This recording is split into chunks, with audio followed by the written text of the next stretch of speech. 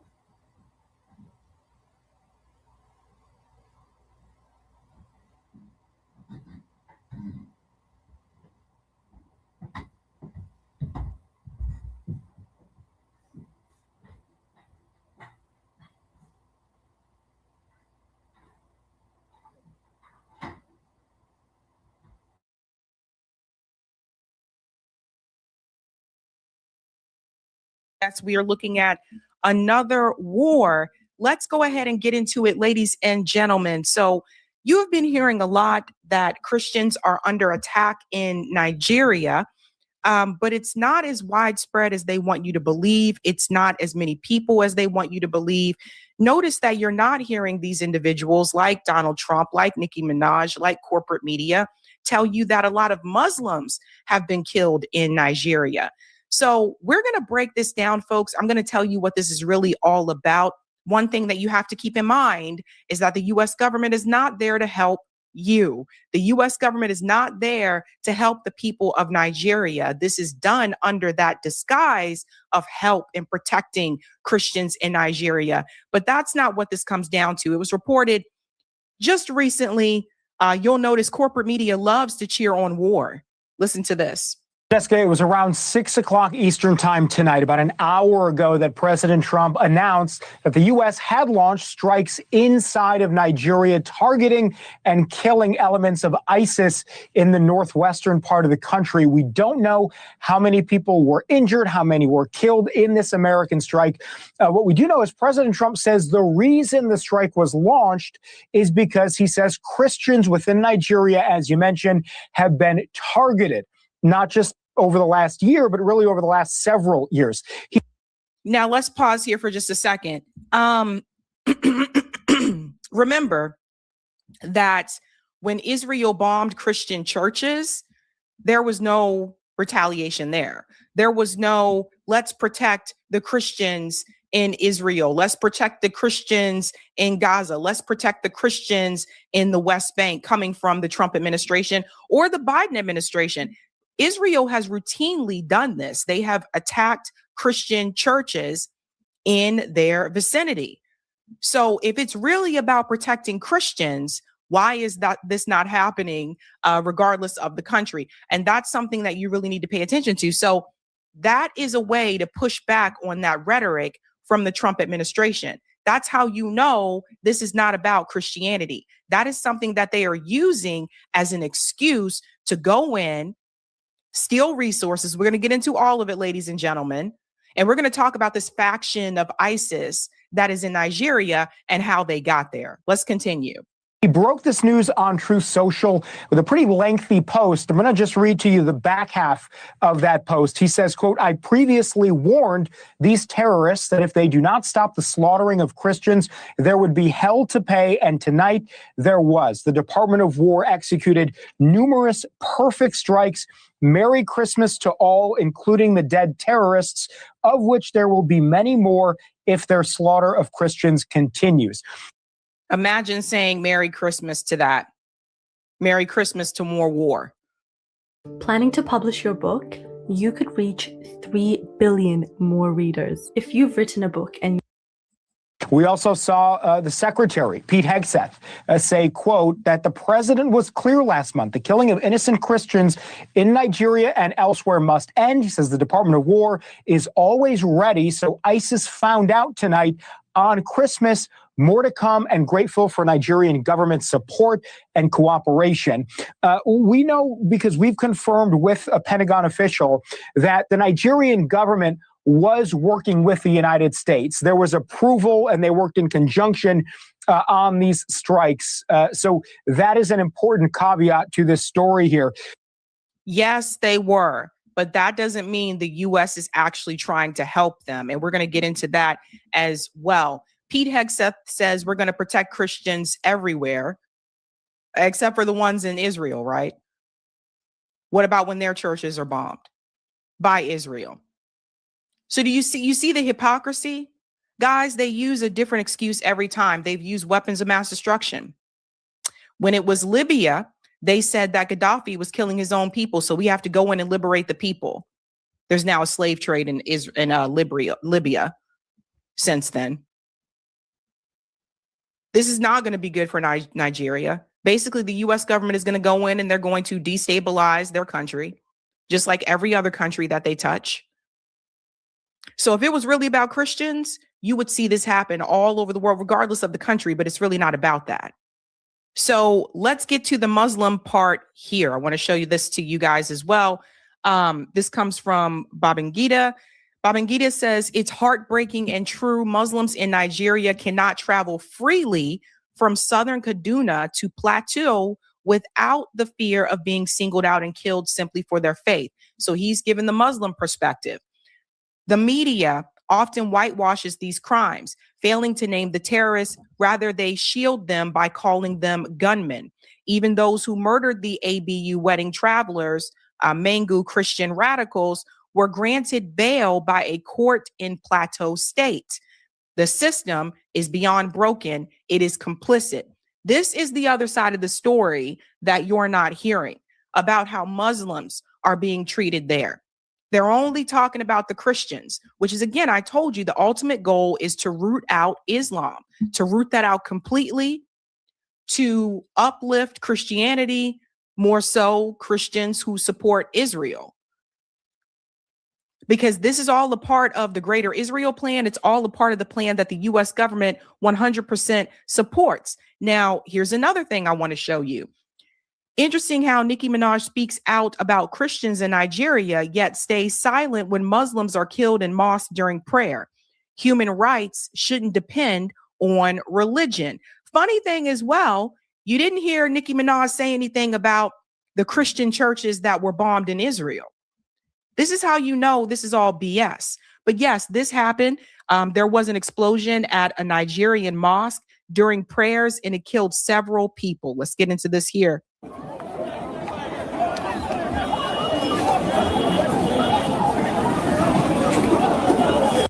By the way, this was December 24th. So this was Christmas Eve of this year.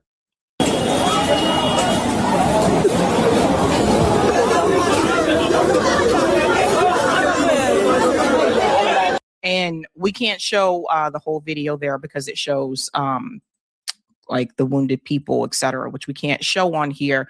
So it's important that we mention both of that. Corporate media isn't diving into this. Donald Trump's not going to dive into it because it doesn't fit his agenda. His job right now is to convince you that Christians are being slaughtered in Nigeria, and this is something that the U.S. government needs to help with. It's also a dog whistle, I would say, to evangelical Christians, trying to get them back on board with supporting the pro-Israel, the Israel greater plan agenda. This is all connected.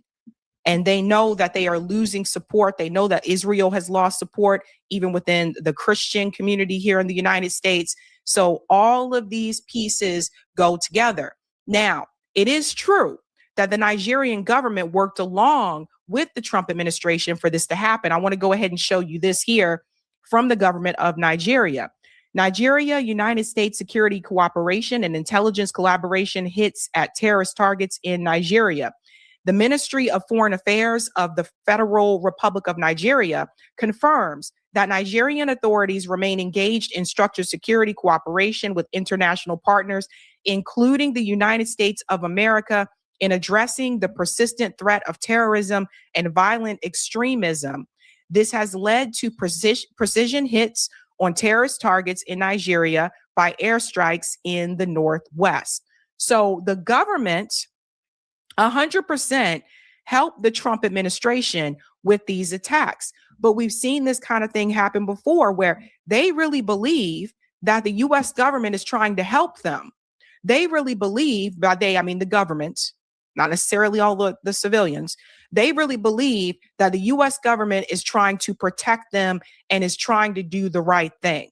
And this is often where a lot of times governments in other countries make a big mistake, assuming and believing that the US is operating in good faith. The US government is not there to help you without getting something that is going to benefit the US government. Ultimately, I think what this leads to is that the US government is going to convince the Nigerian government that you need to get on board and support Israel so that they can protect you. This is one of the tricks that is used. If you get on board with us with this, we will make sure that you are protected. They don't tell you about their other plans and everything else that they want to do. Brian Berlatek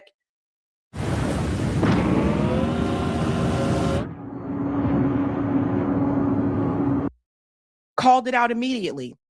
Donald Trump brags about bombing yet another coincidentally oil-rich nation. Nigeria claiming to strike terrorists he claims are killing Christians on Christmas, obviously for PR points, not strategic purposes. This is after inviting Al-Qaeda in Syria leader al-Jawlani to the White House, who has been slaughtering Syrian Christians, Druze, and Alawites since the U.S. helped him take power under the Biden administration in late 2024. This is the part I think a lot of people who are not engaged politically day to day are not aware of. This is why I say they're protecting Christians is BS, because you literally have Jawlani, who was there slaughtering Christians in Syria, and Donald Trump 100% supports and backs what he's doing. This is why you need independent media to call these things out.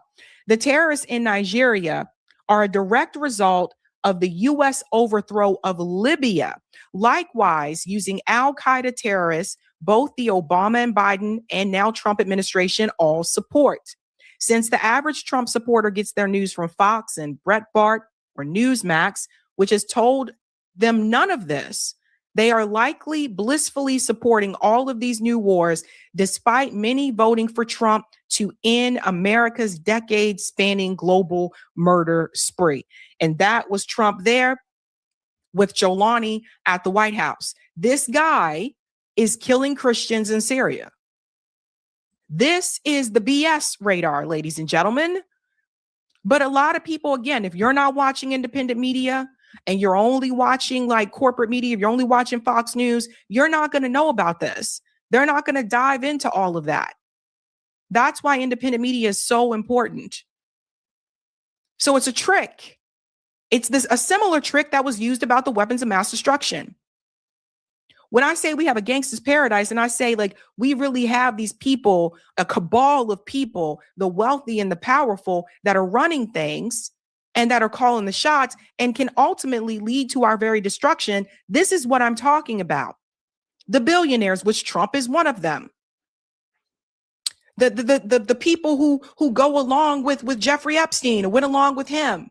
This whole elite bubble of people calling the shots and making decisions. And they have been fooling and tricking people for a long time.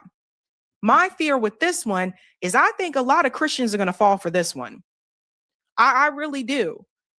And you need to tell them, why aren't you saying anything about the Christians being killed in Syria? Why aren't you saying anything about the Christians being killed in Israel, the churches that were bombed? Why aren't you saying anything about that? Why isn't your Lord and Savior and hero, Donald Trump, saying anything about the Christians being killed in all these other countries? That's the BS radar, guys. Now, Nico House, comrade, Nico dived into this very well. He saw it for what it was. Listen to this. Donald Trump is considering putting boots on the ground in Nigeria. He's considering doing so allegedly because of this unique event of Christians being killed by Muslims, specifically the terrorist organization Boko Haram. Now we know That's some bullshit. We already know. However, there's also been a knee-jerk reaction from anti-imperialists that insists that this is strictly about gold and oil. And I'm here to tell you it's a little bit more complicated than that. First of all, let me be clear. This idea that Christians are being killed and therefore that should be a valid excuse for us to invade Nigeria is bullshit. Because despite what people might believe, although Christians have been killed over the last several years, there have been more Muslims killed in Nigeria than Christians. And the Trump administration, nor any Western institution, has had anything to say about it. And you don't hear Nicki Minaj saying anything about that. So pay close attention, folks. The fact of the matter is Christians from the South and Muslims from the North have been beefing in Nigeria since at least the 90s nonstop. And Boko Haram, the terrorist organization responsible for killing both Christians and Muslims in Nigeria, was funded and financed by the U.S. We already know. So now that we know that this really has nothing to do with Christianity or protecting Christians, we can go and address the other part, which is it must be about oil and gold. So we're seeing another example of the U.S. government funding direct conflict in another country. We've seen this happen time and time again. So this is the part where I think, again, a lot of people are missing. We got to go in and we got to stop those terrorists. We got to stop that group that we created, that we funded. Don't forget, without the overthrow of Saddam Hussein, you don't have an ISIS. I continue to tell people the U.S. intervention ideology, the strategy, the policy, it leads to more destruction in those countries, oftentimes more destruction than they had prior to U.S. intervention. So it just over and over again, ladies and gentlemen. Ladies and gentlemen, in 2024, Nigeria sent out about $58 billion in oil exports, principally to the United States, France, and Italy. And the reason why the oil, the gold, and other natural resources are going to states that are basically trying to invade Nigeria right now, especially the United States, is because Nigeria already has a U.S. puppet government in place, ladies and gentlemen. Y'all don't know about Tinubu, Mr. Falsify my college degree with a fake ass name, drug lord from Chicago who somehow became the president of Nigeria. Yeah, do some research on that guy. Another Western installed puppet. So they get these governments in these countries to go along with U.S. imperialism and U.S. war. And so the public who's not engaged in foreign policy, like I think a lot of you are that watch this show and Nico and others, they just assume that, well, if that's what the government wants to do, if they want the U.S. to help, what's the big deal? What are we complaining about? They don't have the time or the energy a lot of times to research who these leaders are in these other countries to see that these are people who were installed by the West to do their bidding. That's why the government goes along with what the U.S. wants to do. So now the question remains, why the hell would the United States want to overthrow their own puppet government? Well, the truth is they don't want to overthrow the puppet government. They specifically need boots on the ground. They specifically need a base of operation. And it's not necessarily because of what's in Nigeria, but because of the countries surrounding Nigeria. Namely, Burkina Faso, Mali, and Niger. And what is very important about Niger right now? Let me show you in just a second. We're going to come out. I'm going to show you something. We'll come back to that video. Let me show you what Niger just did. Niger issues a total and complete ban on issue of visa to all U.S. citizens and an indefinite ban on entry for nationals of the United States. This is an urgent retaliation to the U.S. Niger suspends access to its territory for American nationals. Access to its territory for American nationals. Based on the principle of reciprocity, this decision is part of a dynamic of affirming national sovereignty and translates Niami's assumed evolution in the conduct of his diplomatic policy. Sorry, can't talk today. So that was just announced. I deposited $400,000 from my life insurance policy into my checking account, and they are not playing around. So Niger, and remember Burkina Faso, we all have talked about Burkina Faso multiple times where they said the American and the French, get out of our country. We're going to run our own country. You're not going to have anything to do with this. We've talked about what's happening in Burkina Faso.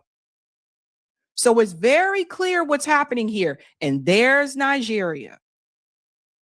Let's continue. Otherwise known as the AES. In case you haven't been paying attention over the last couple of years, the AES was successfully able to kick out France and NATO powers.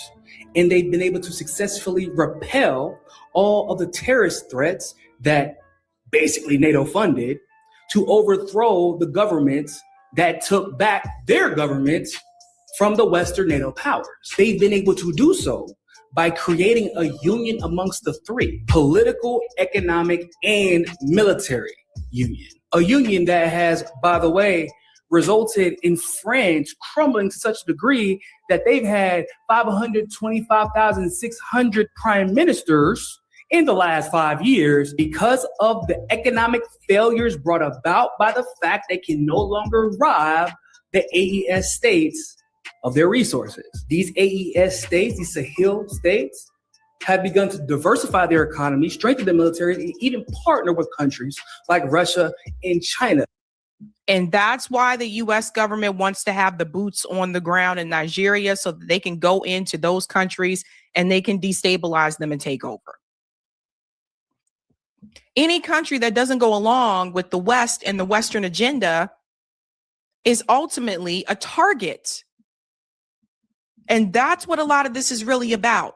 Now, they couldn't just say, we're going to go into Nigeria, we're going to bomb Nigeria, we're going to go in and do this. So they come up with a reason. So the reason that they use is there's all these Christians that are being killed in Nigeria. But to Nico's point, there's more Muslims that are being killed in Nigeria than Christians. So what is it really all about? And if it's really about Christians, why are they okay with Jolani killing Christians in Syria? Why are they okay with Israel bombing Christian churches? This is the piece that is missing from the puzzle that corporate media isn't going to tell you. It's very important, guys. To take back control. And although Nigeria is firmly in the control of the United States currently, we don't know how long that will last, because I'm sure Nigerians are looking over across the border like, man, it's looking kind of cool over there, man. You telling me the people are actually in control of their economy? The government is actually working on behalf of the people, and the resources of their nations are actually being used to better the livelihood of the people who live there?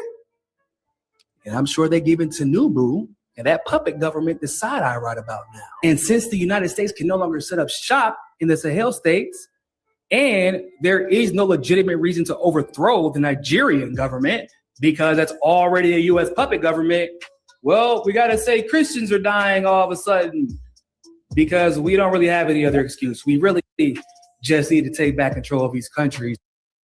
Yeah.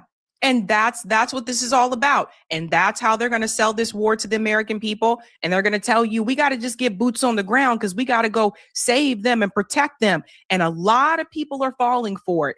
Even this guy right here, he sees the BS. Listen to this. Trump just bombed Nigeria and everyone is misreporting it. That's because this is about one thing and one thing only. It is Nigeria's resources. It is not about Christian genocide. That didn't happen. It is not about ISIL. America has funded ISIL at times. America works with the people that fund ISIL, and America is interrupting the operations that actually undermine ISIL in Nigeria, the Nigerian government. Because let's be clear, bombing Nigeria, even if there are terrorists that the Nigerian government is fighting, is illegal, both under federal and international law. And this is not about protecting Christians, because even the Christians in Nigeria, by and large, do not support American intervention, which still kill Christians. This is another example of a government not doing the will of the people. This is why I said When I say Nigeria, we're talking about the Nigerian government. We're not talking about the Nigerian civilians. And that's important for people to understand. So when you install the government that you want, it's easy to get them to go along with your agenda. There's a lot of puppets walking around throughout the world.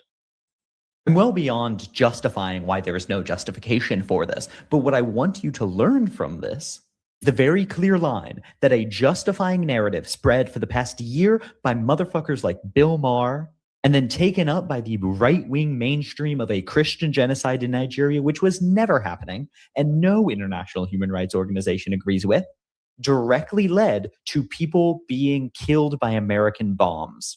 It is important that we undermine these myths that are used very quickly by every single liberal and conservative mainstream institution to justify violating the sovereignty of another nation, killing its citizens very clearly to steal its resources, something America and the West has done 4 times over in Nigeria as they funded coup after coup after coup after coup. So it's hilarious to me that Donald Trump shouldn't even be able to say, remember when he told you there was a genocide against white people, the South African, the Afrikaners? Remember when he told you there was a genocide against white people in South Africa, and that's why he was bringing them here over to the United States? This government and the one before it greatly fund a genocide against the Palestinian people. As I just reported the other day, Palestinians are still being killed. There is no ceasefire. So it's all a game. And they are pretty successful at playing this game. So if you think that the US government just bombed Nigeria because they care about the Christians, you're being fooled. You're being fooled. Pass this along to your friends. Wake up, everybody. They always come up with a different reason. Hey guys, this was a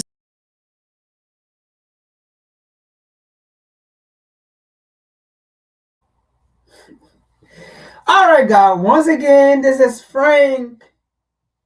I am your host.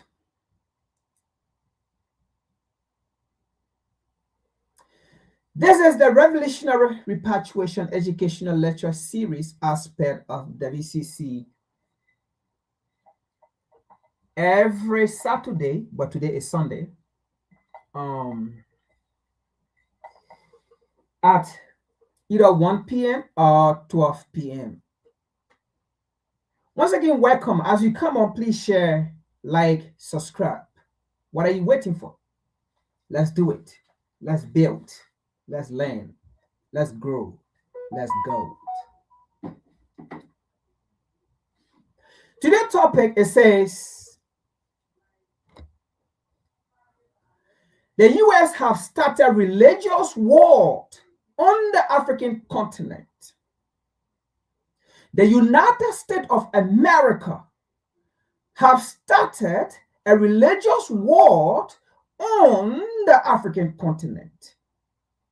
And Africans going to kill themselves. Africans will kill themselves.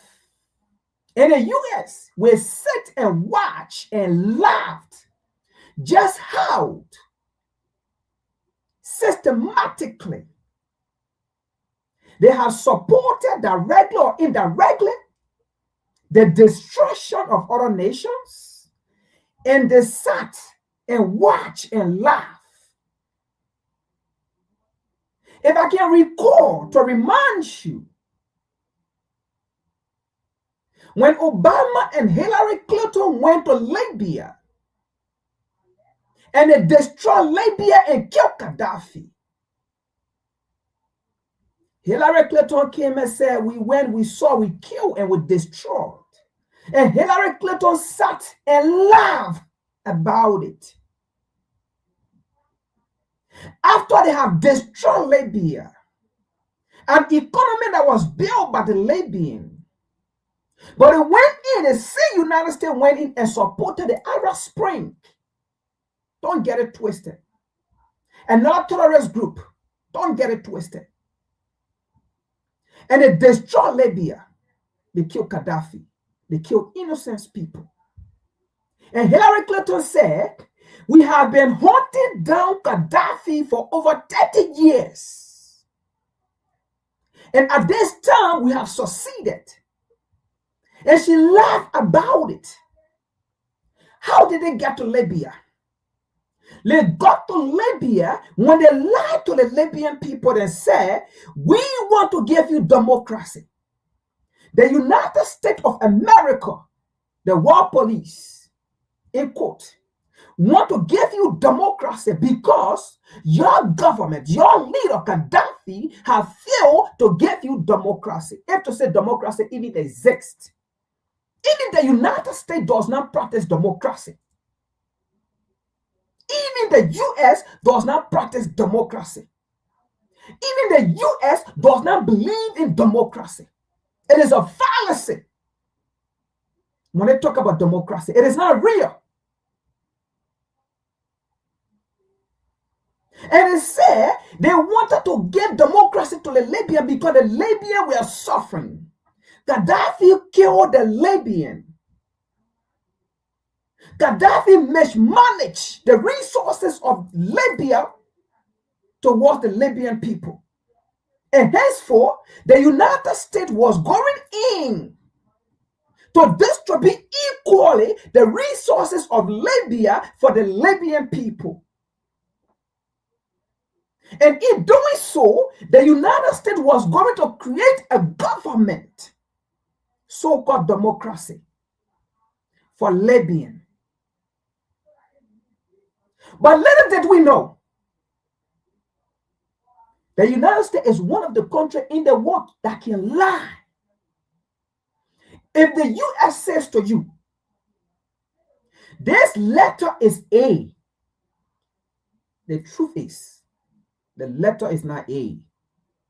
The letter might be B or C or even look beyond. If the United States government says to you, this letter is capital C, do not believe the United States government. Look beyond that letter. You will find that letter. If the United States government says to you, this is the meaning of this, look beyond for clarity. Because the United States government speak in code.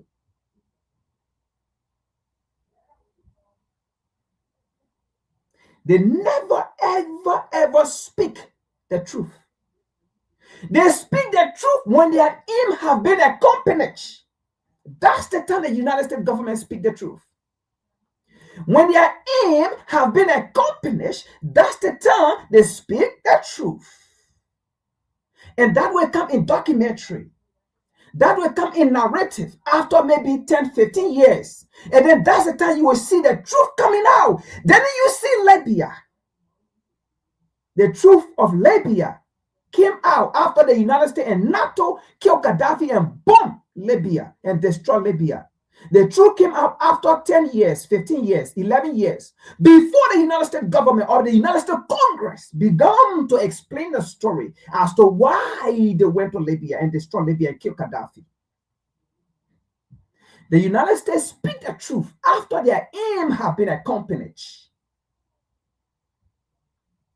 When they went to Iraq or Baghdad, when they killed Saddam Hussein, the truth came out after another 10 years.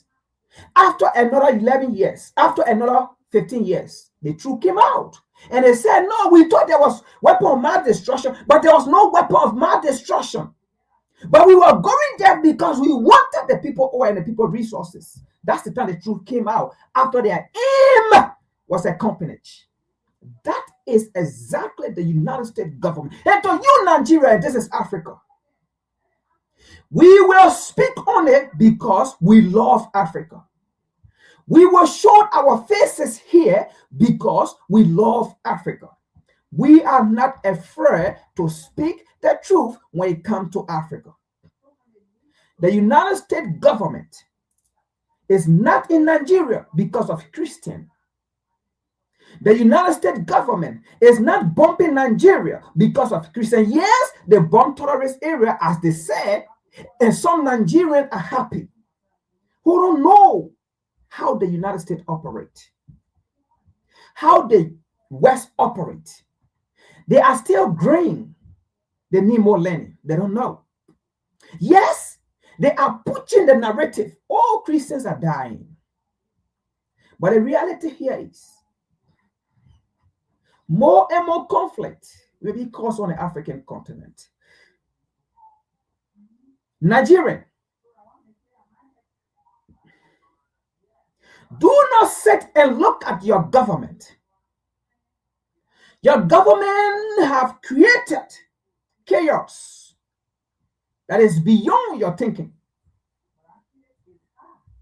More chaos, chaotic situation going to happen in Nigeria. You see how you see the Middle East today? That is exactly how Nigeria going to be. What has started in Nigeria, and some of you Nigerian, I'm sorry to say this, because you don't know what is coming. You don't know what we know. And some of you are sitting there rejoicing. Oh yes, let Trump come. Trump come with the second bomb. Trump come with the third bomb. Trump come with the fourth, the fifth. And guess what? The 7, the 8, the 9, the 10, and on bomb going to come. The way you see the Middle East, that's how Nigeria going to be.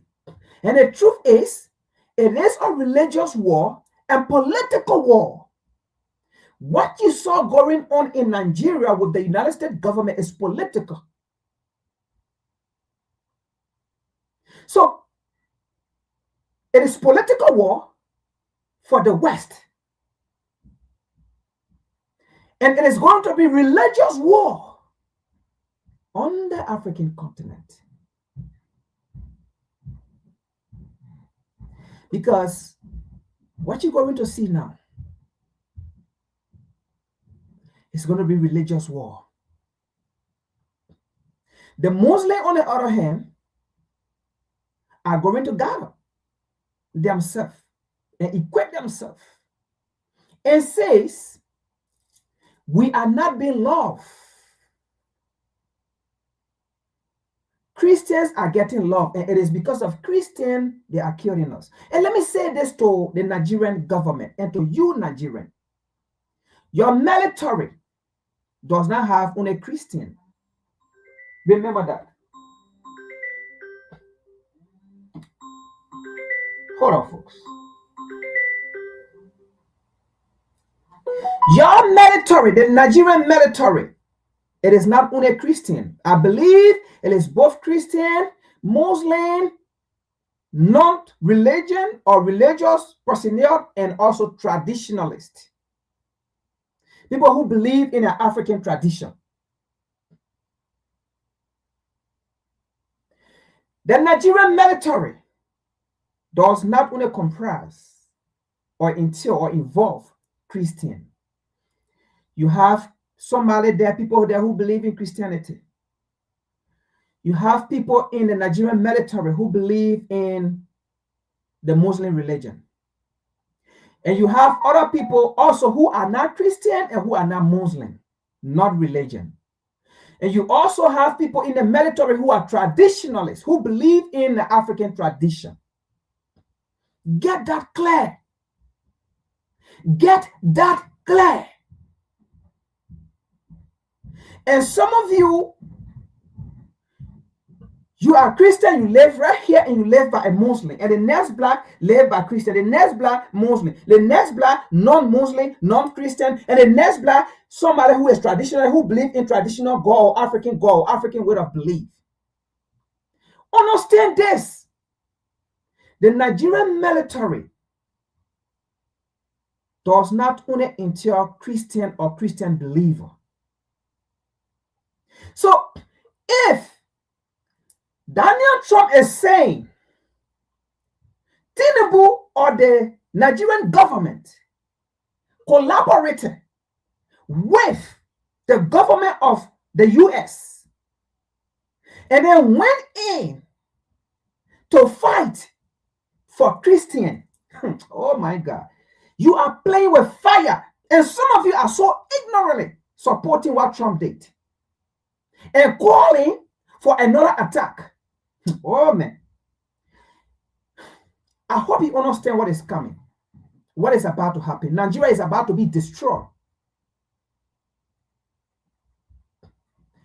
The army of Nigeria, let me repeat. So are you telling me, if the Nigerian army go to fight, they are going to fight Christian?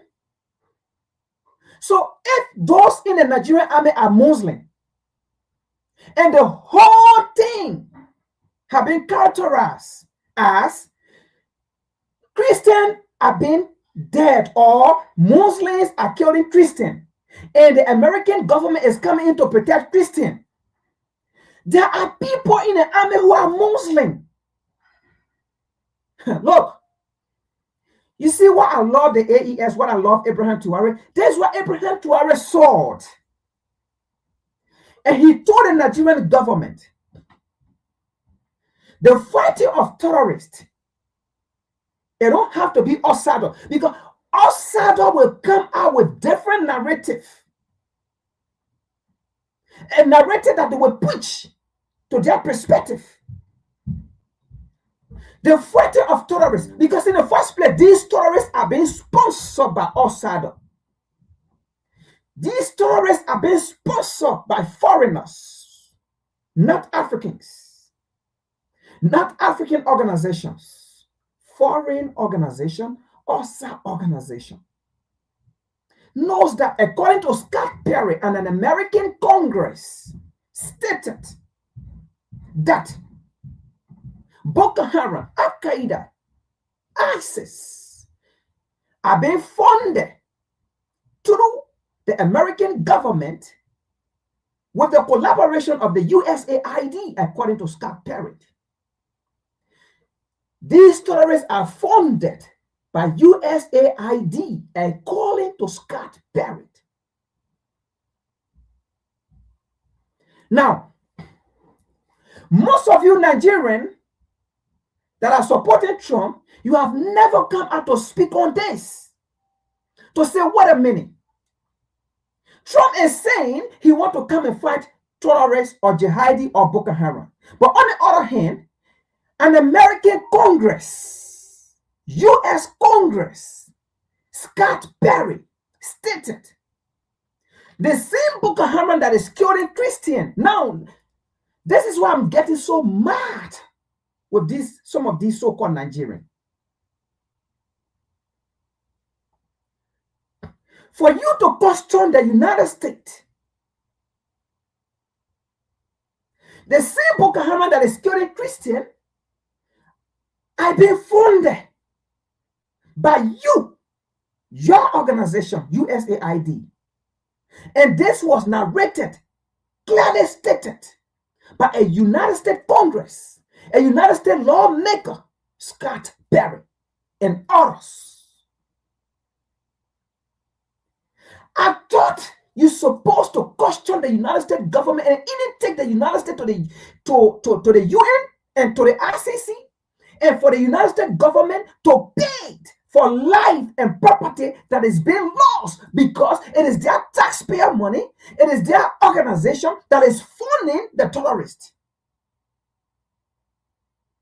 But you ignore all of this, and you are calling for more chaos.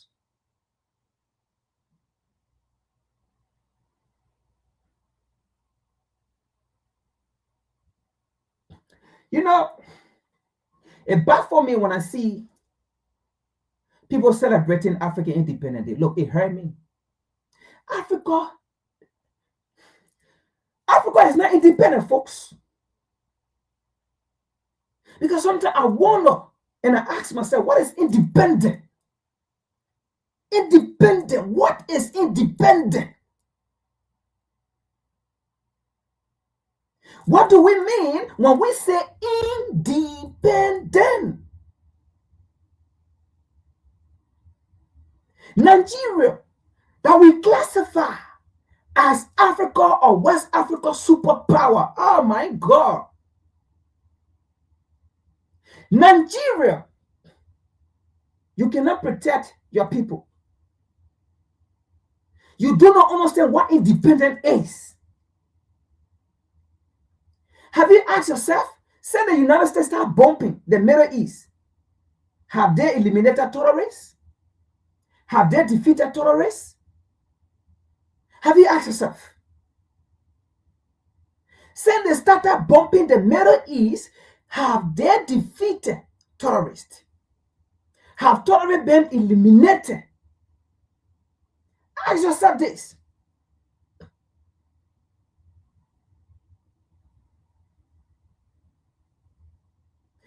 It is a recipe for internal conflict. But I'm done talking. Let's read. I think I got 3 or 4 articles for you to dive into it. And you see, by the way, when they say they were fighting for Christians, they are not fighting for Christians. The United States government does not care the hell about Africans. Whether you die, you live, you survive, you this, you die, they don't care. When they say they care for the Libyan, look at Libya today. Look at the Libyan today that are regretting. Look at how Libya is destroyed today and they are regretting. They don't even know whether Libya will come back in the next 20, 50, 30, 40 years. They do not know. But they were there in the name of fighting for the Libyan. But look at Libya today. And it baffles me so much that we Africans, we are so dumb and stupid. We can't learn. We cannot see all things that happened before and began to question and say, but listen, America, you were in Libya. Look at Libya. What did you provide for them? Look at the life of the Libyan today. You destroy Libya. We never, Africans are stupid and dumb people. The dumpiest race on the planet Earth are African people. The African race are the dumb and stupidest people on planet Earth. Yes. We never learn. We never go back and see things and says, you know what, this is not right. How long are we going to sit and look at the same people continues to lie to us? And then tomorrow we will come back again and say, oh, it was not about Christian. Can we sit and say it was never about the Libyan? And tomorrow again, you want to come back here and sit and say it was never about Christian. Really? Do you want us to come back and do that?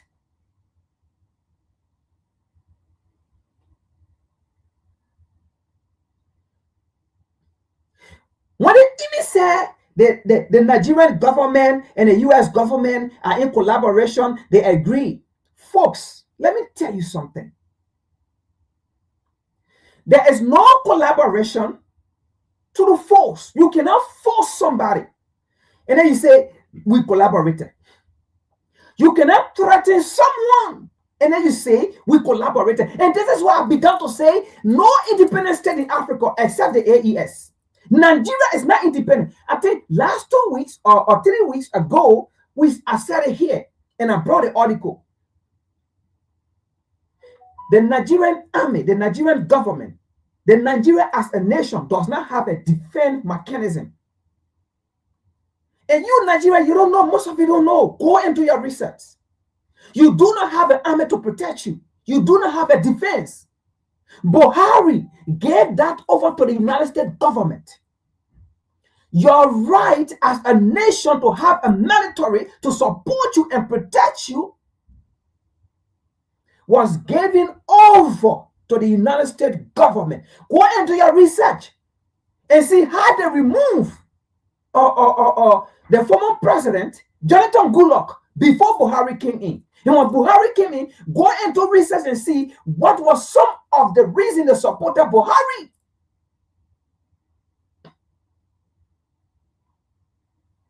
And they removed Jonathan Goodluck.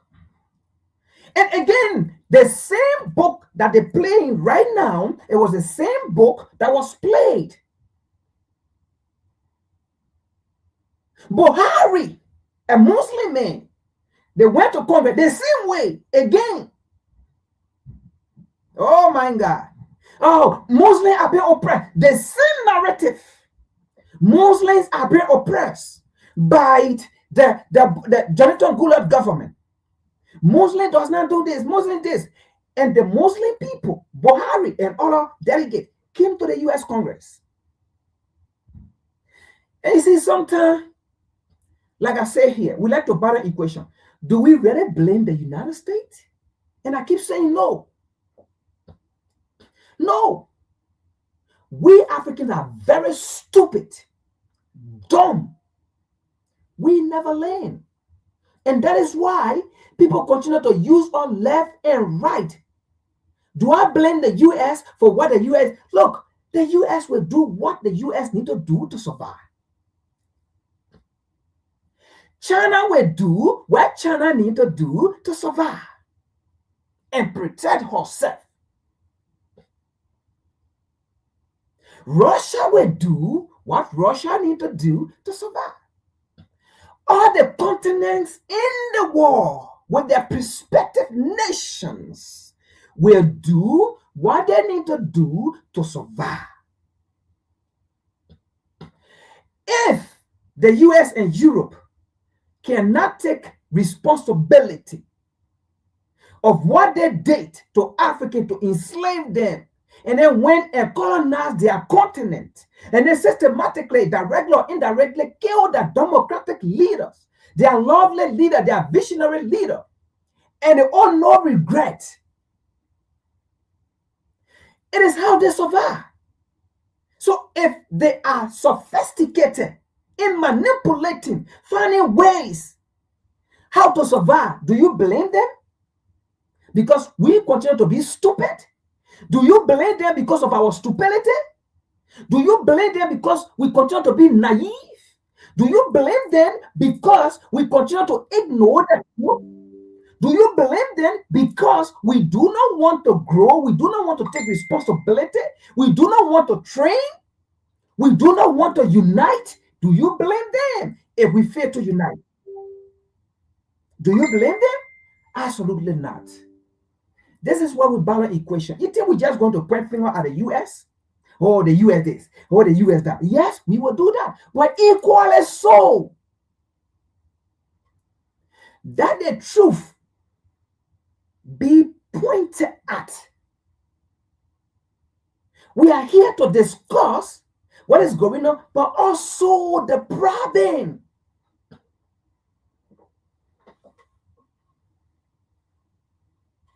So if we look at history, Europe or the West or the US, this is what they do to survive. Maybe they are just being so sophisticated because they always finding ways to convince and stuff.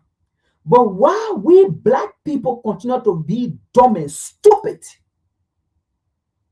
and then we will come back, oh, Europe this, oh, the white man this, oh, that, all that. Because, and they use us, they use we the same people. Why? Yesterday, it was the Muslim that was going to Congress. Today, it is the so-called Christian. We allow foreign religion to continue to play on us.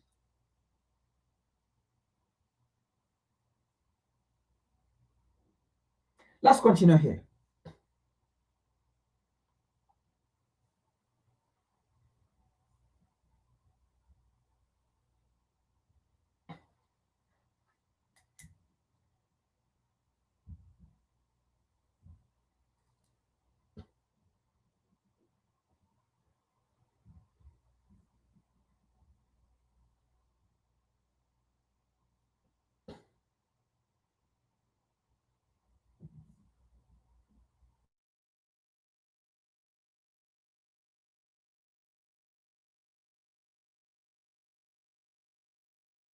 Could take military Warning that the U.S. could take military action to stop violence against Christians in Nigeria. President Trump announcing that he had done just that, delivering a strike on Islamic State terrorists in the country's northwest. Missiles launching off a U.S. warship destined for northwest Nigeria. U.S. Africa Command says the strikes targeted Sokoto State, which borders Niger to the north, and in quote, coordination with Nigerian authorities.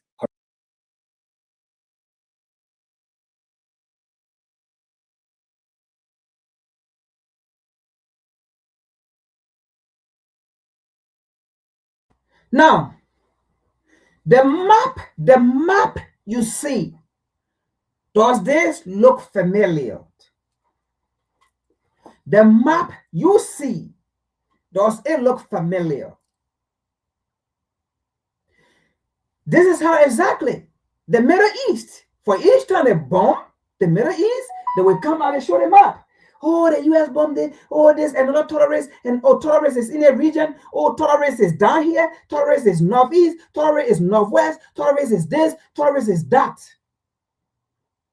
This is what exactly going to be happening in Nigeria and across the African continent. Remember, Muslims are not just in Nigeria. Muslims are all over the African continent. And Muslims going to feel that Christians are going against them. Christians are being loved. And it is going to be a religious war. Muslim versus Christian. We said this before. While in the West, it's going to be political war. Now we're going to explain that. I think part of that was explained in the previous video that we played. It is going to be a political war that scramble for Africa. It is going to be a political war that scramble for Africa. While we fight among ourselves religiously. Oh God. Let me stop here. Let's continue, man.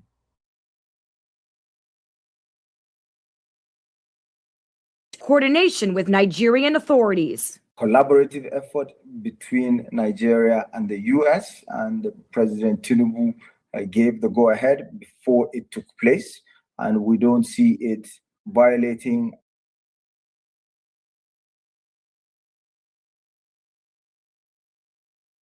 Now, he said President Tinubu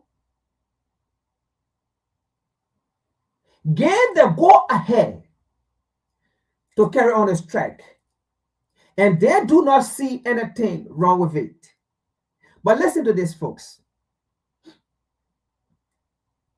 Do you know why Tinubu agreed? Even if Tinubu did agree, do you know why he agreed? There was a threat the United States government made to Tinubu. Look, and that is what I said. It was never a negotiation. It was either you agree or this is what's going to happen to you. Either you agree or this is what going to happen. Either you agree or this is what we're going to do. And we're going to show that here. Why Tinubu agreed that they are not telling the Nigerian public and Africa at large. There was a threat made to Tinubu government. Whether you like it or not, this is what we're going to do. Let's continue. This is the ECC.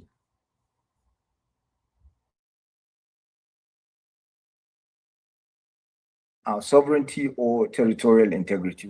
In a post on social media, President Trump says he directed a, quote, powerful and deadly strike against ISIS terrorist scum in northwest Nigeria, who he said had been killing innocent Christians. A U.S. official told CNN the strikes included Tomahawk missiles fired from a Navy vessel that struck 2 ISIS camps.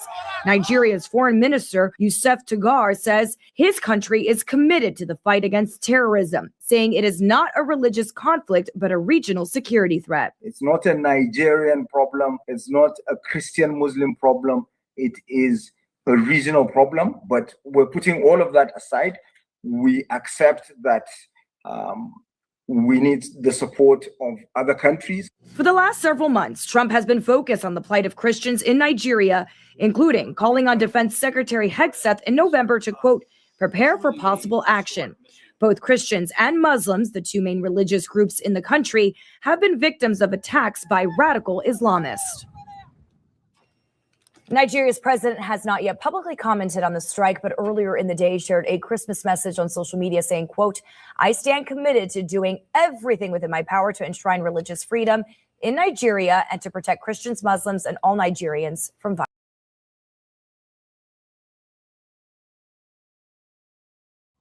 Now, they sound very sweet, right? You see, that is why I believe the AES. Africans will continue to be in this kind of condition because, number one, we are very stupid. 2, we are very naive. 3, we never learn. 4, we never know who the enemies are. And 5, we continue to use division among us instead of uniting. And this is what the AES have done, unite. And you see how strongly they are growing. And Abraham Traore said this, Burkina Faso alone cannot fight the terrorists. Niger, Mali cannot. And even Nigeria, so-called Nigeria that say she is an Africa superpower or West Africa superpower. Today, that title has been stripped from Nigeria. Nigeria is no longer Africa or West Africa superpower. That title has been stripped, have been taken away from Nigeria. You are no longer a superpower. We no longer see you as a superpower, Nigeria. Never. We have taken it from you. You are not a superpower. You are a failure power. Nigeria, you are a failure power. We once saw you as Africa hope. We once saw you as Africa pride. We once saw you as the leader of the African continent or West Africa. We once, but today you are Africa hopeless. Today, Nigeria, you are Africa hopeless. Today, you are no longer a superpower. You are a lesser power. Shame on you, Nigeria. Shame on you. For establishing, for you to be the center of Western war on the African continent. Shame on you. Shame on you for you to be the center of Western conflict on the African continent. Shame on you to take Africa back in those days again. Shame on you. Abraham Traore already gave you the solution. Only African can solve African problem. Only African can defeat Boko Haram, ISIS, and Al-Qaeda or whatsoever. See, when they took out the American military, the Canadian military, and the French military, even the German military, all foreign military, when they took them out of Niger, Mali, and Burkina Faso, see the success they are making in our region, in our part of Africa. See how strongly they are growing every day. And see at the same time, see how they are building their economy without any foreign loan, stupid loan. No foreign loan, but see how the nations are growing. See that how those nations are growing. No loan, but look at development. The human capacity development, look at it.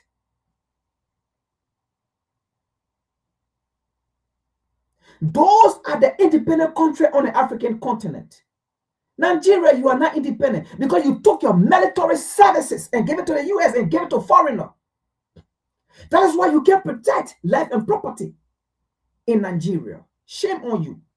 You are no longer an Africa superpower. We scraped that from you. We once saw you as Africa Hope. Yes, we did. We saw it. We once saw you as the lion of Africa. We once saw you as the leading force, the leader of Africa. We respected that. But today, you are the hopeless of Africa Hope. You are hopeless. You are no longer an African giant. You are no longer Africa Hope. Because you want to use Western influence to destabilize Niger, Mali, and Burkina Faso. That is why France, a small nation, tiny nation that is struggling, just because Niger, Mali, and Burkina Faso have said, we are using our uranium and our gold that have been empowering France. Every year, France gets $500 billion. Every year, $500 billion from Francophone nation. But those nations have said no, and France is crumbling. Tiny nation like France, you Nigeria, you are powerful than France. You have resources. And you sat down there, Emmanuel Macron, all of you, to take your plane, to fly, to go to Benin, to stop a revolution that was about to take place, freedom and independence that was about to take place. You stop it. And then it didn't stop there. France, all of you, Macron, all of you, to go to Burkina Faso with your airspace or your aircraft, whatsoever you call it, to go and spy, to get information to France and the West. And the plane was jacked down. Are you kidding me? So you have Air Force. You can't use it because you sold your services to outside of foreign nation. Let Nigeria go do their research. That is why you are no longer Africa's superpower. We take that from you today.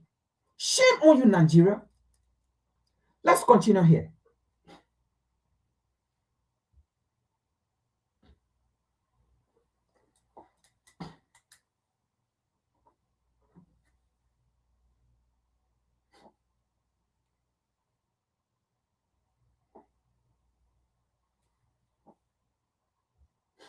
Now, we are going to read from the New York Times. They've been sending me warning that the time to hold this article was expired, and they want me to subscribe and start paying for it. I think after today, because I've been having it. I'm supposed to answer the call, but let me see. I will call you right by enter. Yeah.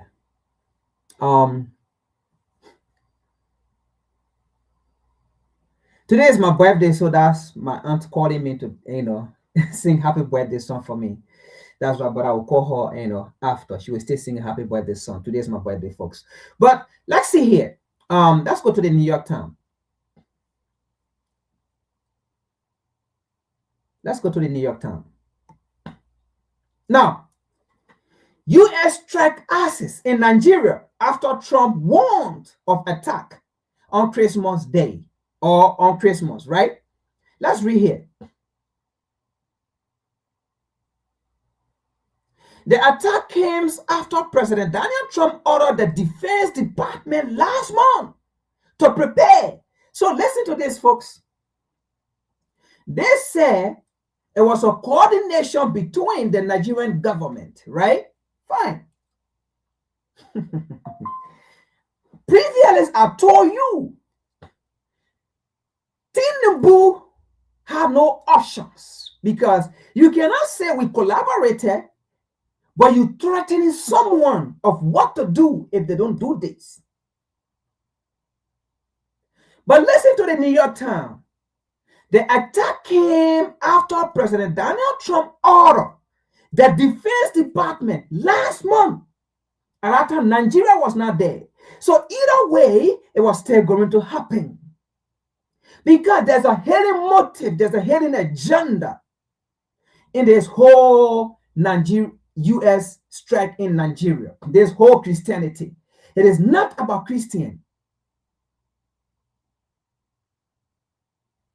So-called Christian, it is not about you. They don't care whether you die, because you've been dying in that country. Whether Muslim or Christian, you've been dying. 15, 20 years ago, you've been dying. The U.S. didn't care. But today, they say it is about you. You must be stupid and dumb to think it is about you. If it is about you, I mean, Africa is the only continent in the world that supersedes churches. Look, the churches in Africa, you can combine the US, you combine Europe, you combine Australia, you combine Asia. I mean, you can combine the rest of the 6 continents, right? You can combine the rest of the 6 continents. The churches that will be in our 6 continents, right? Those 6 continents, the churches in those 6 continents will not even come close to the churches in Africa. And I'm telling you, the churches and mosques in the rest of the 6 continents, we have 7, right? Africa is not there. Take Africa out. I mean, the rest of the 6, the churches and the mosques in the rest of the 6 continents, if you combine them, the churches and the mosques in Africa alone, it will be more than the churches and the mosques combined the 6 continents. But God never answered their prayer. Let me go further. The time taken to pray in the rest of the 6 continents, whether Christian or Muslim, the time taken to pray and the time taken in Africa to pray, if you combine the 6 continents, the time taken in Africa to pray will be more than the time taken in the rest of the 6 continents to pray. That means the time taken in the rest of the 6 continents to pray is lesser time. But God answered their prayer. Allah answered their prayer. Jesus answered their prayer. Then Allah answering African prayer, or then Jesus answering African prayer. Why? Is that because we pray too much? Or is that because there are too many churches and mosques on the African continent?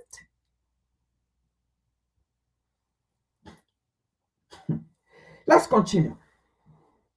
Africa will learn the hard way because we are the dumpiest and stupidest people on planet Earth. Very stupid. Let's read.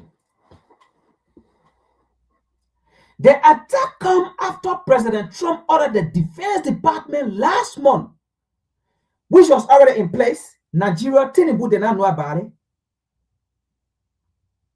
to intervene militarily in Nigeria to protect Christians from Islamic militant. From Islamic militant. The same way they dehumanize the Middle East. Muslims are this, Islamists this, that. That's the same thing they are about to do on the African continent. And African people are so naive and setting and supporting this narrative.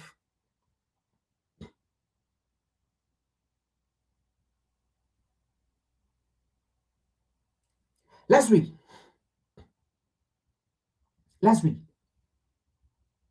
The United States launched a number of strikes against the Islamic State in northern Nigeria. So they are already calling it Islamic State.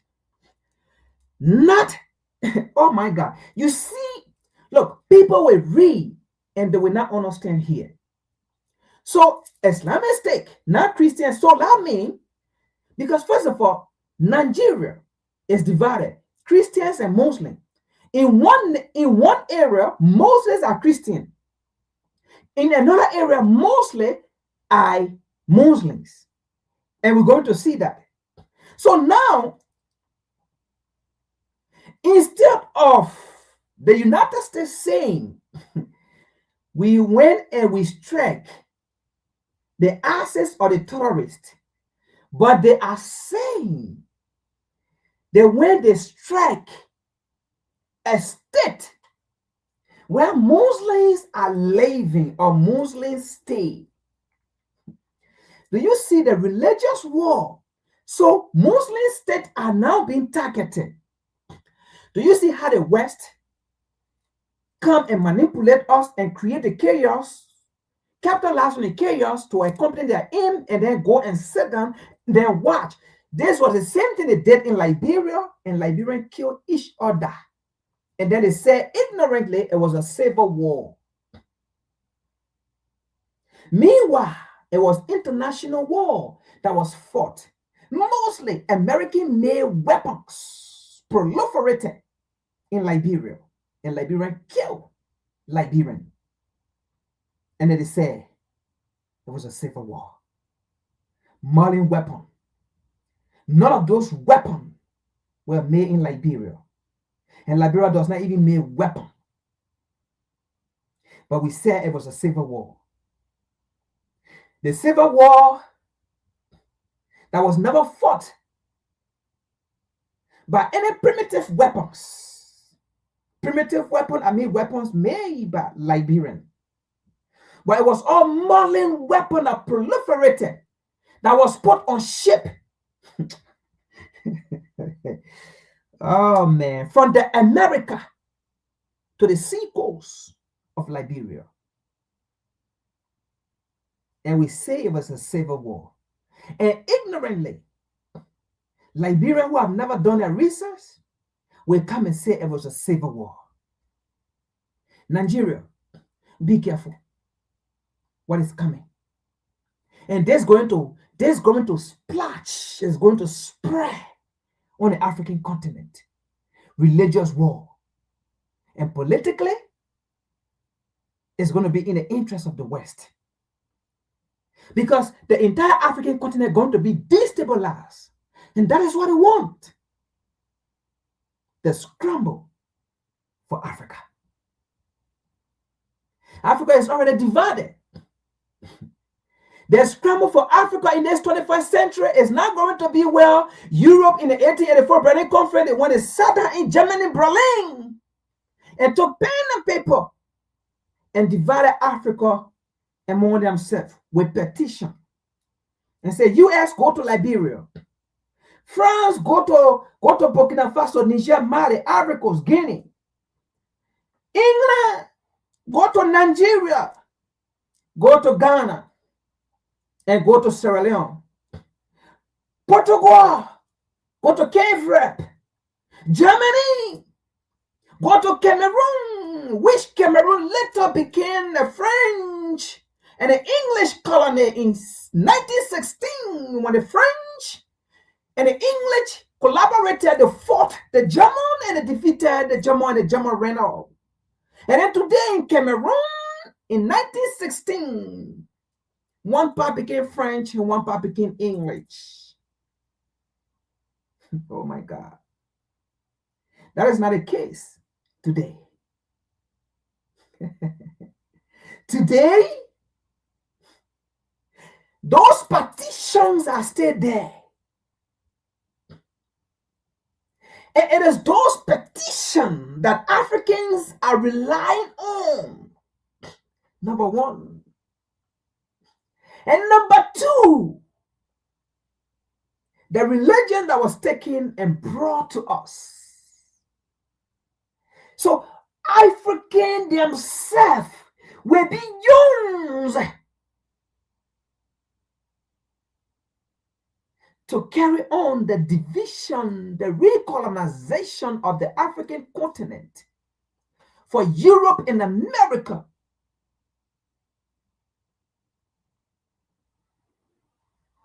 How sad it is.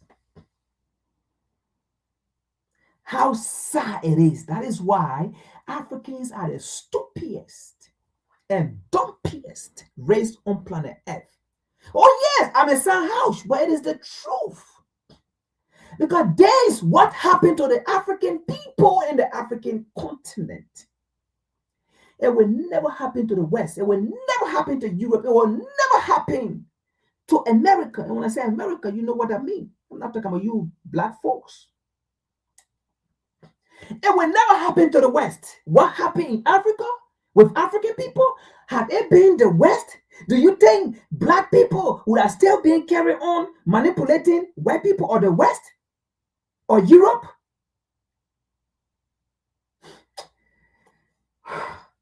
Africa. Why are we stupid and dumb? But we will still come, oh, America, oh, Europe are this, oh, this, oh, this. No, it is because of our stupidity that they still use us.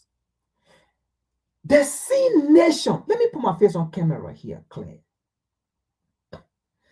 The same nation, the United States, Europe, UK, that said they will never ever give a veto power. And God, African, we stupid. We are dumb and stupid. The same people that said they will never ever give veto power to the African continent on the United Nations. You expect the same people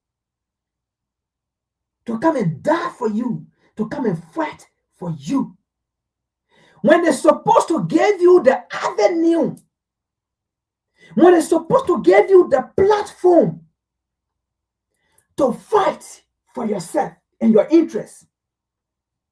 They said no. They will not give you that platform to fight for your interests, to voice out your interests, to empower yourself. They said no. In fact, they said, if we give Africa the power, the veto power, the United Nations will become dysfunctional. You know what that means? It means a lot.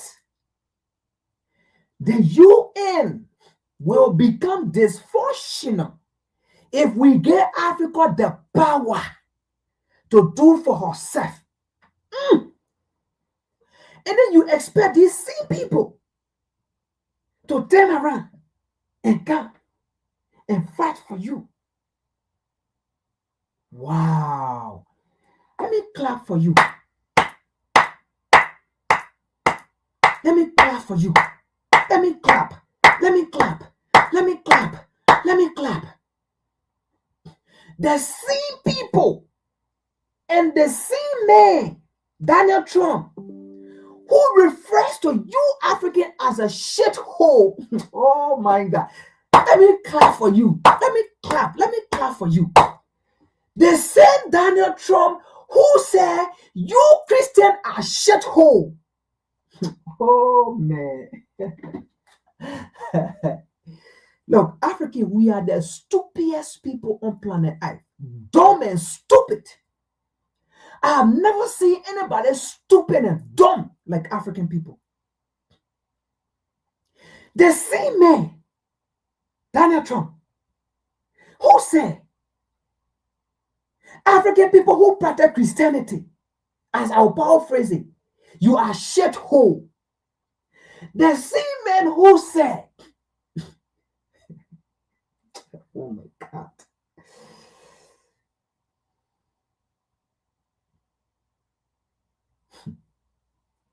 The man who said Africans are shithole.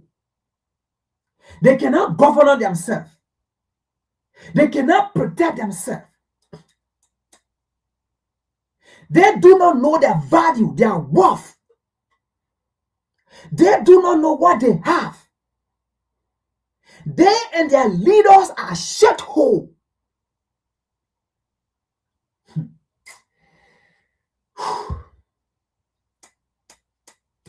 You expect this man to come and fight for a shithole race, to come and fight for a shithole country like Nigeria,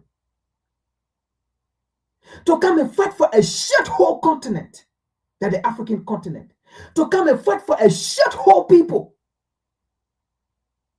You expect him. You expect that. Let me remind you again. You remember the incident when a fight happened in Ukraine, when they forbade African people to get on truck, on buses, on public transportation, train, to find safety area. When even their media said African people was worthless, even they said their dog should first get on the plane. Their dog should get on public transportation. Their dog should get on the buses, on the train. And they said Africans should not get there because African was worthless and useless, and African were not human beings. When the situation happened in Ukraine, their media, they said it. And they said, if anyone is to die, it shouldn't be white people with blue eye, blue head, white eye, this. And they said, Africans should be the one to die. Imagine that. You see how we are stupid? We are the stupidest people on planet Earth. No, I'm saying these things not because I'm saying it because I want to say it. I'm saying it because these same people,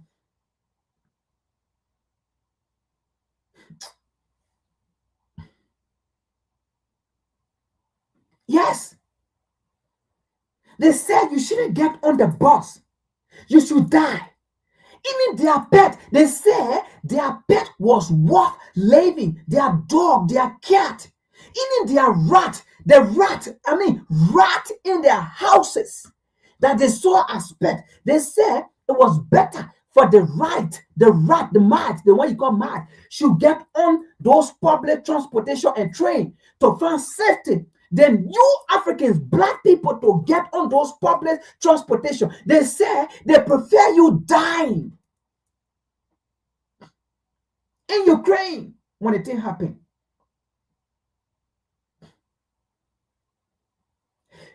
nations sent plane to elevate white people or their citizens. They left your people there. A continent, Africa, couldn't provide plane to go to Ukraine to airlift African. This unity. But we are proud to say we are Liberian, we are Ghanaian, we are Nigerian, we are Sierra Leonean, we are South Africans, we are Zimbabwean, we are Namibian, we are Togolese, we are Beninese. We are proud to get this colonial identity. But in Europe, no, they did not say, we are going to airlift, or how they call it, or German. We are going to airlift the Polish or the Norwegian. No, they said we are going to uplift the European. Europeans are dying in Ukraine. We are going to find safe.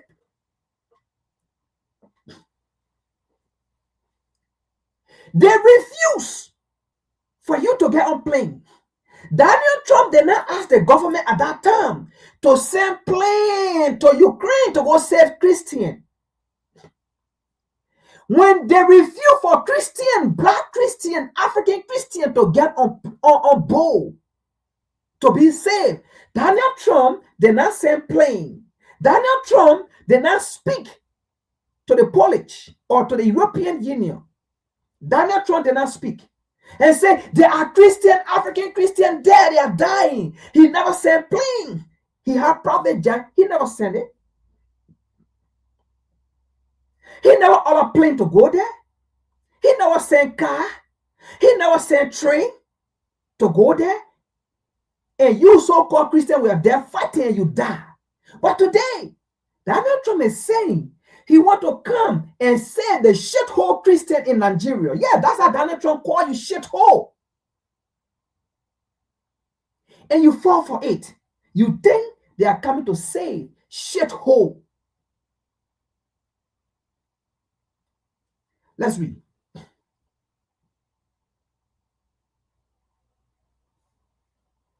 Now, the United States launched a numerous strike against the Islamic State in northern Nigeria.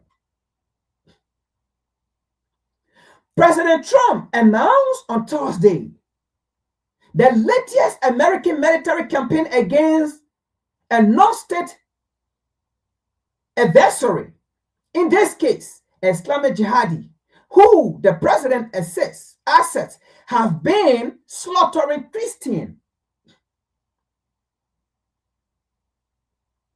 So they went to northern Nigeria. They did not fight terrorists.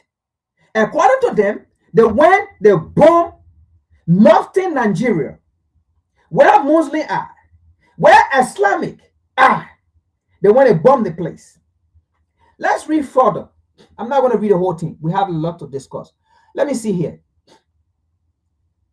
Mr. Trump said in a post on Truth Social that the United States launched a powerful and deadly strike against ISIS terrorists scum in northern Nigeria, who have been targeting and viciously killing primarily innocent Christians at levels not seen for many years and even centuries. But the United States have been existing, according to what it said here. People have been dying there. Christians have been dying there for centuries. I didn't write this. I'm just reading what it wrote. Understand something here.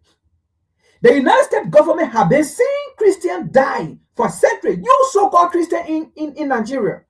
You see this. You so-called Christian in Africa that believe that they are coming to save Christians. According to them, century. Not last year, not 2 years ago, not 3 years ago, not 4 years ago. According to the century, is IES. IES. So they've been seeing it. But they have now been talking. They've been silent.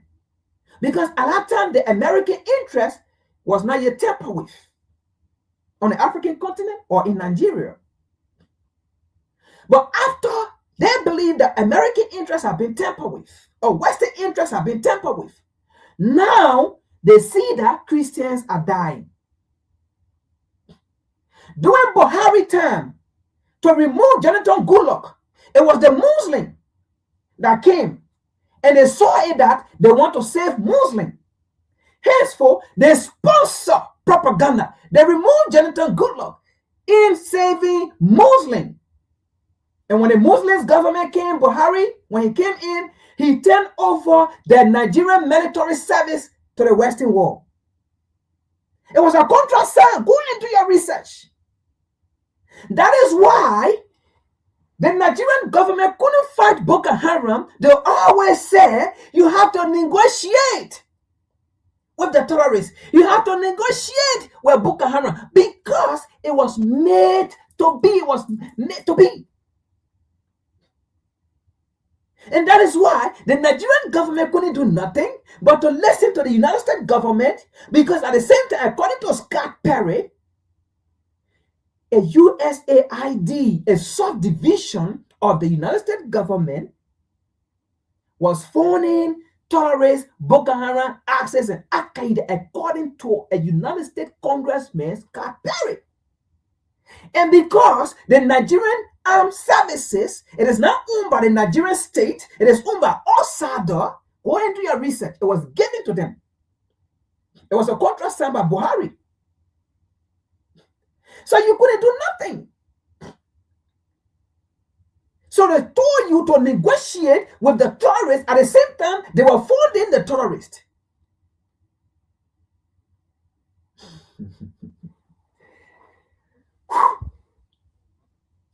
Let's continue here.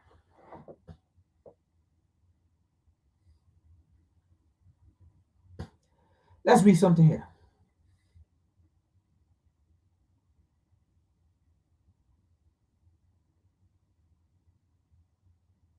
Let's continue here. It's something I want to read here.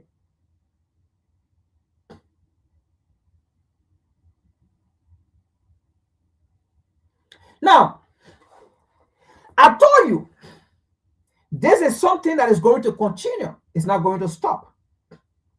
The same way you see the Middle East, this is what's going to go on the African continent. Because African people fail to unite, to fight for themselves. Listen to this. U.S. Africa Command is working with our Nigerian and regional partners to increase counter-terrorism. This is not going to end. It's something that's going to continue. The only way this thing will end is Africa unite with the AES and fight together. Because there will be no place that terrorists will go and sit. Did you see when the West or France wanted to get information from Mali, Niger, and Burkina Faso? Because they are not stationing there. They are not getting information, no satellite. What happened? They used the Nigerian government and they went to the Burkinabe airspace in order to get data on Mali, Niger, and Burkina Faso. And that's how the Nigerian Air Force was brought down. But because you continue to have American bases, European bases in those places, they are there with their satellite and mapping you and funding and sponsoring terrorists, according to Scott Perry. So that is what they say. This is an ongoing thing. Terrorism is an ongoing activity. The bombing in Nigeria is going to continue because they will continue to fund terrorists. And then come to you and say, we want to help you fight terrorists. First of all, let's say this. On the African continent, we are not making weapons. We are not making these weapons that the terrorists have. The cars, the vehicles that the terrorists have, Africa not making them. So why these terrorists have these sophisticated weapons and vehicles? Because these foreign organizations come in to the port, to the airline, and we allow them to go freely. And they carry these weapons and give it to the terrorists, according to Scott Perry, the USAID. Once upon a time, according to the Nigerian military, the Military Sans Frontier was funding Boko Haram with medical equipment and treating them. That was 2013, 2012, 2013. The Nigerian Armed Forces gave that report. So how dumb and stupid we Africans will sit down and think DC people will come and fight for us when they are the ones using their money, their taxpayer, their finances, and sponsoring these people. And then you think they will come and fight for us. Are you serious? That is why they were in Mali, Niger, Burkina Faso. They couldn't fight. And since they took them out, those nations are succeeding. Because there is no way for the French military to give ammunition to Boko Haram when they were there. When African was there. No way. No way for them to fly with their plane, with their cars, because nobody checked these guys. Nobody checked their how they call it, plane or helicopter, whatsoever they carry. Nobody checked it. And they carry this equipment and give it to the terrorists. Nobody check it. But since they left, see what is happening. Africa, the solution to this, it is not by inviting the United States or Europe. The youngest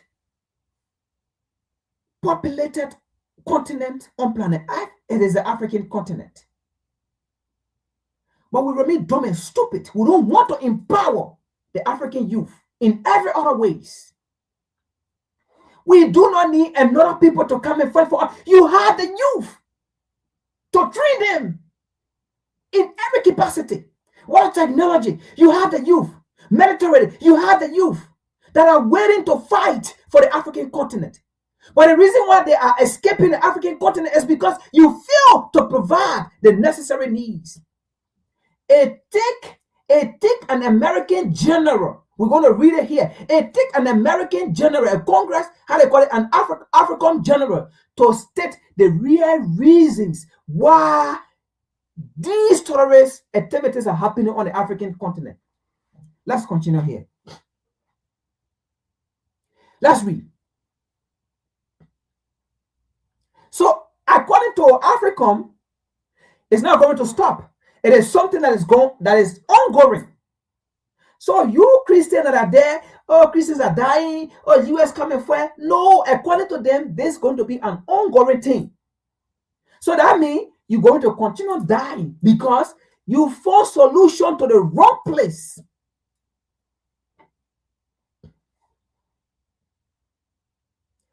Listen to what the America, Washington, D.C. is fighting for in Africa or in Nigeria. Listen to this. Some of you said it was about Christian, but listen to what the African, this is African, listen to what he said. Let me read. U.S. Africa Command is working with our Nigerian and regional partner to increase counter-terrorism cooperation effort related to ongoing. It's not going to stop. Look, it will keep going. This generation will die, and another generation come. They see we're in the Middle East. How they are destabilized the place for the people resources. That's not going to go on the African continent. But let's read. Effort related to ongoing violence and threat against innocent life. Listen to this. General Darwin Anderson, the commander of U.S. Africa Command, listen to this, said, listen to what he said. So your stupid African people sitting out there, stupid Christian religion that was given to you to manipulate and go again. Listen to what this African commander said. Listen to this. According to General Darwin Anderson, the commander of the U.S. Africa Command, listen to what he said in a statement, our goal, listen to this, folks, our goal is to protect, oh my God, our goal. So it is now, let me read. So they keep bringing it back. Our goal is to protect American. Our goal is to protect American. Where in our sentence did you see Christian? Where in our sentence did you see Nigerian? Our goal is to protect Americans and disrupt violent extremists. Our goal is to protect Americans and disrupt violent extremist organization everywhere they are. You hear that? Everywhere they are. Everywhere they are. You will be an extremist. You will be violent. They will call you an extremist. You remember they call Malcolm X an extremist. You remember Malcolm X was referred to as an extremist. But was Malcolm X an extremist? Look, what this general said here is deeper. AES are also an extremist against American interest.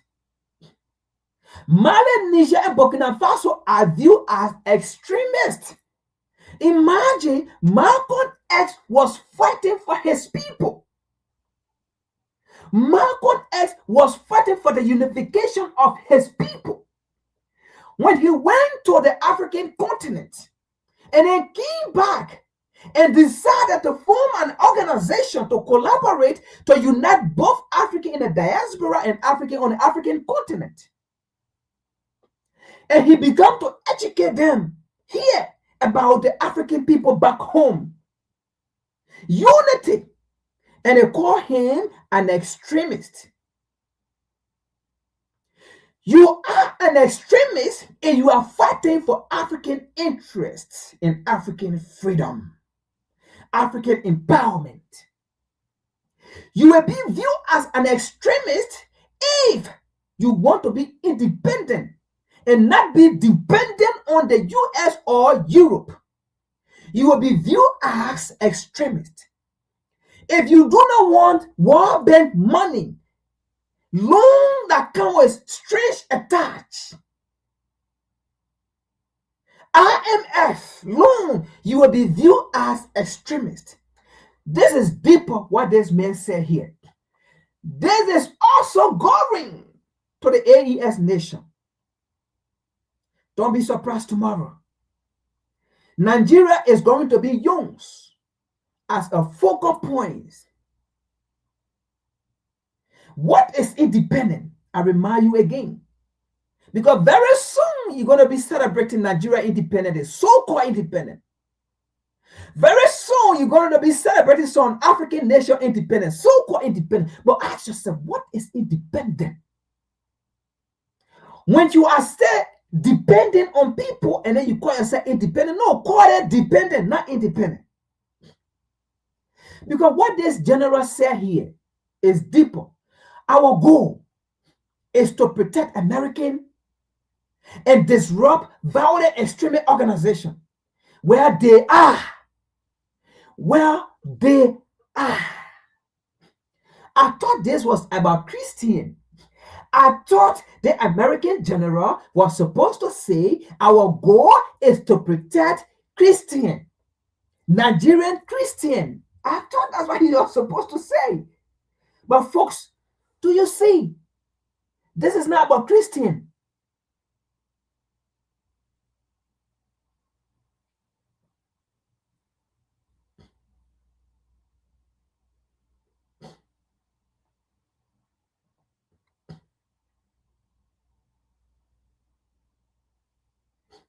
The attack occurred in a region along the border with Niger. The attack occurred along the border with Niger, where a branch of ISIS called Islamic State Shahed has been attacking both government forces and civilians. What's going to happen here is the United States government in the future will be bumping Niger, Mali, and Burkina Faso, destroying their infrastructure, and then say we were bumping ISIS or militant group. That is what's going to go on here. And that is why Nigeria is no longer a superpower. Nigeria is a failure, a shame to the African continent. We once saw you as Africa Hope, but no longer we see you as Africa Hope. We once saw you as Africa Pride, but no longer do we see you as Africa Pride. We once saw you as the giant of Africa, but no longer we see you as the giant of Africa. Sorry to say this, my brothers and sisters in Nigeria. No hard feeling. But it is about time we speak the truth to each other and stop pretending.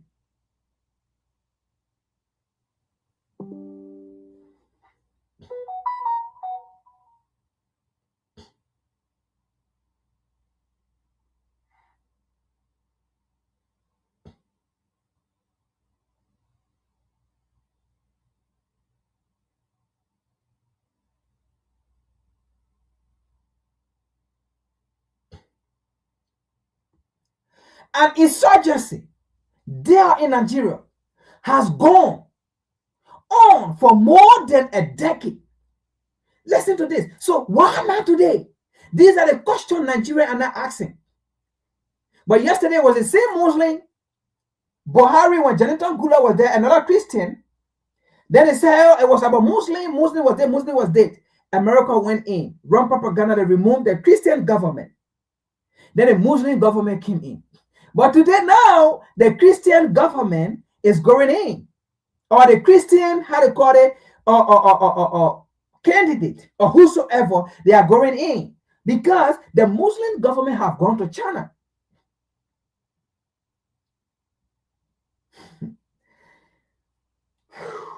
Let's read.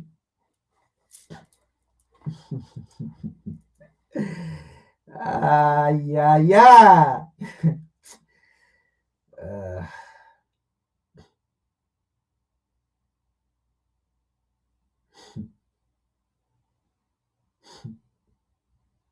mm, mm, mm, mm, mm, mm, mm, mm.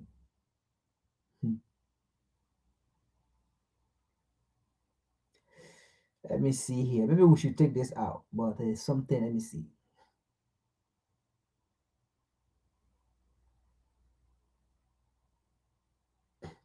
So Trump said, in my leadership, our country will not allow radical Islamic terrorism to prosper. Will not allow radical Islamic terrorism to prosper. Well, the Middle East is okay now. The Middle East is, booming now. There's no terrorists in the Middle East. No, people in the Middle East, they are fine. Development, education, infrastructure is fine. It's okay now. They have destroyed terrorists in the Middle East. Oh my God. Listen to what Trump said here. May God bless our military and Merry Christmas to all, including the dead terrorists. And Africans, Nigerians, and you are happy for this. More Nigerians about to die. No, don't say, oh, I'm bad muffin. No, it is the truth. More Nigerians are about to die. The same people falling terrorists. And you think they are coming to fight terrorists. They have just wakened the frustration, the agony of terrorism on the African continent.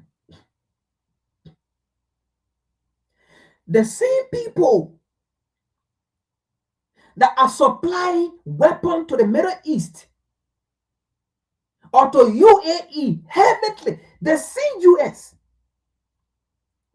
After Israel, UAE is the second recipient of American support when it comes to arms. And accordingly, they have been alleged.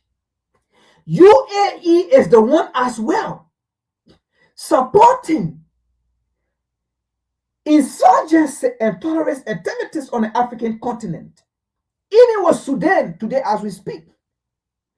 The United States once said in 7 years, Sudan have to go down, and today Sudan is down. They said it. Libya have to go down. Today Libya is down. They said it. It is the same people today you think are coming to fight for you. African people are so dumb and stupid. Trump said, God bless our military. He didn't say God bless the Christian, because if indeed he's fighting for black Christian, why can't he say God bless our Christian brothers and sisters in Nigeria? We are fighting for them. But he said God bless our military. Do you know why? In the same few weeks before the bombing, there was terrorist attack somewhere else, and 2 army personnel along with others were killed. And in retaliation, the United States military or government started to bomb areas around the world. That's why the U.S. Africa Command General said their goal is to protect Americans and destroy extremists, violent extremists everywhere. You listen to that? And here Trump is saying, God bless our military. He didn't say, God bless our Christian brothers and sisters in Nigeria that we are fighting for. And then he said, Merry Christmas to all, including the dead terrorists. Why Trump couldn't say, God bless the Christian in Nigeria that we went and bombed the terrorists. Merry Christmas to our brothers and sisters in Nigeria. No, he didn't say that. But he said, God bless our military and Merry Christmas and to all, and including the dead terrorists, of which there will be many. Listen to this. There will be many or more if their slaughter of Christians continue. So you see the metaphor they brought in here to confuse you. After he said, God bless our military and Merry Christmas to all, he never said, God bless the Christian, the Nigerian Christian that we went in Nigeria to fight for, to bomb for. God bless them and Merry Christmas to them. But he came into confusion and said, and more if slaughter of Christians continue. What slaughter of Christians will have to do with God bless our military? You see, there was a code that was spoken here. But let's take this out. Number one, Nigerian, you have seen it is not about so-called Christian in Nigeria, right? That's number one. It was not about so-called Christian in Nigeria that they went to bomb or they went to kill for. No. No. Not that.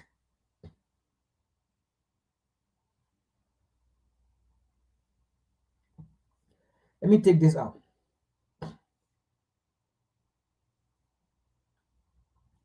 Let me take this out. Let's see another one here.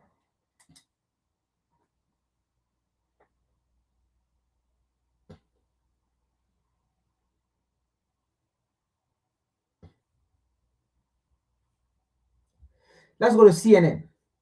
That was New York Times. Let's go to CNN.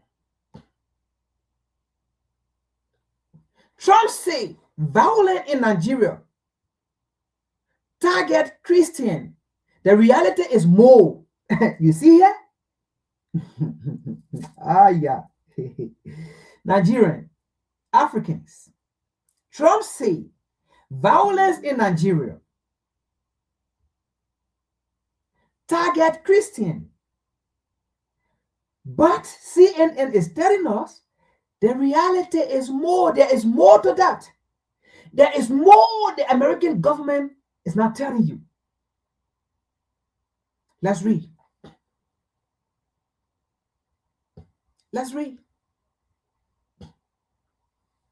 After months of warning that the U.S. could take military action to stop violence against Christians in Nigeria, President Donald Trump announced on Christmas Day that he had done just that, delivering a strike on Islamic State terrorists in the country northwest. What they're going to happen here is Nigeria. All the northwest,